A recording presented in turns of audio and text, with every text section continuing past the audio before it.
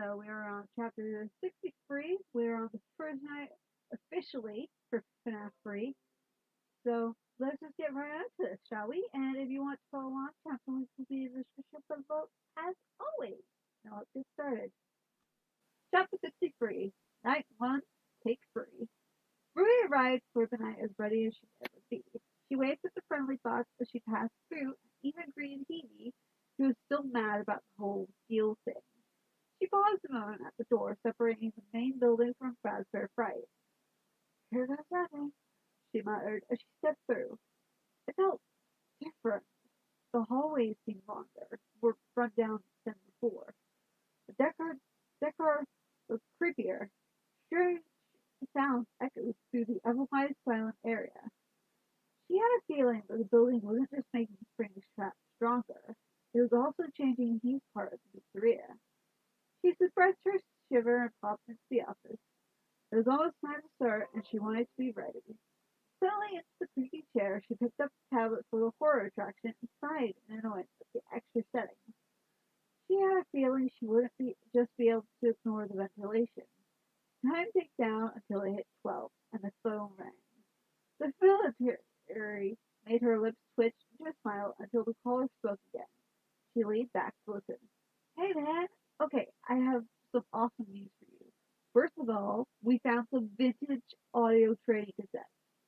The voice enthusiastically exclaimed, dude, these are like prehistoric. I think they were like training tapes for like other employees or something like that. Ruby sat straight and stared intently at the phone, while mentally cringing at the overuse of like. So I thought we could like have them playing like over the speakers as people walk through the attraction. Dude, that makes it feel legit, man. Yeah, trading tapes. Real spooky. She muttered under her breath with an eye roll. But I have an even better surprise for you, and you're not gonna believe this. We found one. A real one. Ruby could practically hear him hyperventilating from excitement. Gotta go, man. Well, look, it's in there somewhere. I'm sure you'll see it. Okay, I'll leave you with some of this great audio that I found. Talk to you later, man. The abrupt end to his call was confusing, but she didn't have long to think on it when the audio continued. Uh, hello? Hello? Steve! Her static shriek could probably be heard beyond the pizzeria. She hoped it scrambled Springtrap a bit. Welcome to your new career as a performer slash entertainer for Freddy Fazbear's Pizza. Steve continued, unfazed by her outburst of course. Hey, Mr. Tip, what do you have for me tonight? She was bouncing in her seat excitedly. These tapes will provide you with much needed information on how to handle slash climb into slash climb out of mascot costumes. She paused in her bouncing and tilted her head. I thought I was trying to avoid that. Right now, we have two specially designed suits that double as both animatronic and suits. So please pay close attention while learning how to operate these suits as accidents slash injury slash death slash irreparable and gross payment can occur. Resign. Ah, the old Fazbear legal stuff. She thought for a moment. Two thoughts. Spare and Goldie, maybe? First, we will discuss how to operate the mascots when they are in animatronic form. For ease of operation, the operation the animatronics are set to walk, turn, and walk towards sound cues. Ruby glanced at the tablet and noticed that, yes, there was an option to make noise. She pressed it, and Bibi's signature, "Hi," echoed through the building. She snickered. The idea of a big, bad murder Springtrap being led around by the nose by little Bibi was too funny. This is an easy and hands-free approach to make sure the animatronics stay where the children are, for maximum entertainment slash crowd-pleasing value. To change the animatronic suit mode, insert and turn firmly with the hand crank provided by the manufacturer. Suit mode? She wondered as she got her thinking under control. It sounds like Goldie seems like an empty suit. I know she doesn't have an endoskeleton, but is this why she feels, I don't know, be conscious? Turn the crank will recoil and compress the animatronic parts around the sides of the suit, providing room to climb inside. This isn't safe, is it? She asked casually. Please make sure the spring locks are fastened tight to ensure the animatronic devices remain fixed. We will cover this in more detail in 2 hour session. Yeah, totally not safe. She sighed. Remember to smile. You are the face of Freddy Fazbear's Pizza. She could practically hear his big cheesy grin. Always the optimist. She sighed as she flipped through the cameras, finding Springtrap being all creepy in one corridor. Wait, if you think the trade takes for Spring Golden, dude, how old are you? She stared at the phone for a solid minute before a nauseous alarm went off. A quick check proved that yes, it was the stupid ventilation system. It's gotta be authentic, she muttered irritably to herself in a condescending voice that she would be mentally paired with whoever came up with this stupid idea. For the experience, she continued muttering as she rebooted the stupid system. Something caught her attention in her professional peripheral vision. She looked up and near had a heart attack. Phoebe stood there, smiling away, looking angst and discolored by dirt and grime. The little bot leapt for her, and she rolled out of the chair, hitting the floor, or spinning around with Betty in her hands. The office was empty. Breathing hard, she looked around in confusion, her heart pounding in her chest. What the hell is that? She stood frozen for a moment before she checked the cameras again. Springtrap took Moon and was grinning at her, it seemed. That sparked her irritation enough that she snarled wordlessly and grabbed at her bag. This day was always going to be different from the others, but she didn't expect that. Whatever that was. She took a deep breath and shoved the fright away, focusing on her anger and irritation instead. As she stepped out of the office, she glanced to the right as she heard the sound of shuffling feet. She could see the outline of a broken down Freddy for a moment before he faded back into the darkness. She stared for a moment before muttering under her breath. You're really shoving the whole supernatural thing in my face this time, aren't you? She murmured, absently patting one wall of the building. Well, fair enough.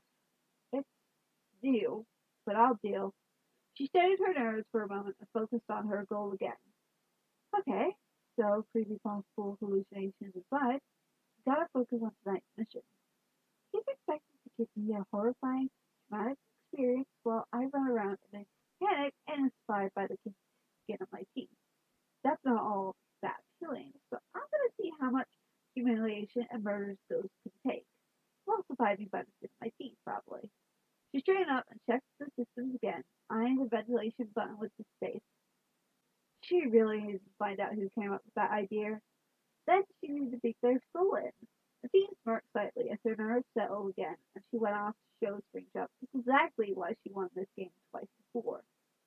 Springtrap strolled through the halls, enjoying feeling back at full strength. He was giving the idiot girl some time to be hit with a few phantoms before he went after her properly. He never figured out why the ghostly hallucinations followed him everywhere. They were fantastic at terrifying new victims, though. He was annoyed to find that the sound clip still glitched him out, causing him to head towards it immediately. It has to be Blue's voice, didn't it? He hated that irritating robot. However, since the first clip, he hadn't heard it again. Although he had heard the ventilation alarms go off.